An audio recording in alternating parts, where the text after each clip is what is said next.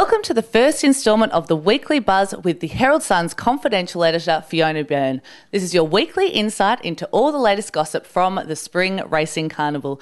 Now, Fiona, you were there at the Age Caulfield Guineas on Saturday. Tell us about some of the names that were there.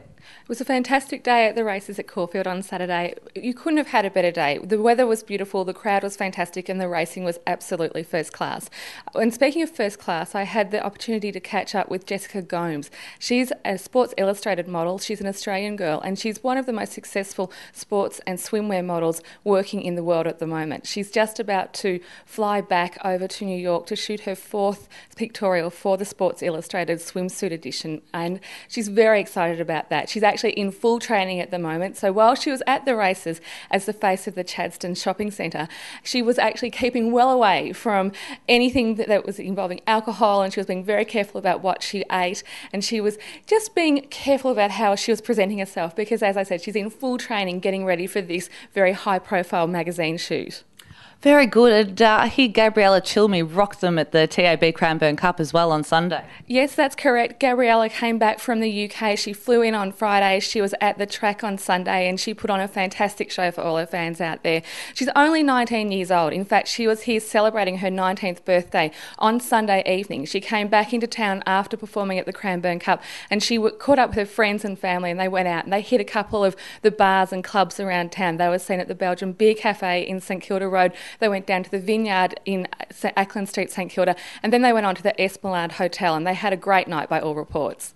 Fantastic. And then look, another female that's got the hearts racing of all racing fans out there is Francesca Comani, who's back in town looking after her father's horses, of course. Yes, Francesca arrived late last week. She was out at a charity event on Friday supporting good causes.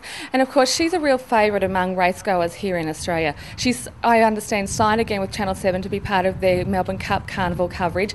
And she does add a lovely bit of international glamour. And also she has the experience and she's involved in her father's racing stable, so she brings an incredible amount of real racing experience to that telecast. Now, speaking of the Melbourne Cup Carnival, have you got any latest information on those lavish marquees in the birdcage? Lots of information is starting to come out. Of course, Emirates has announced that they're doing a Spanish theme with their extravagant and wonderful marquee this year. Maya's theme will be a kaleidoscope of colour, and I understand you won't be needing to look hard to find the Maya marquee. It's apparently going to have an orange roof this year, so it will certainly stand out among the marquees in Millionaires Row. And Lexus has announced that they're actually going to be going to a third level this year. They're going to have a sky deck, so their guests can actually go upstairs and watch the race from what will possibly be the best viewing platform at the track.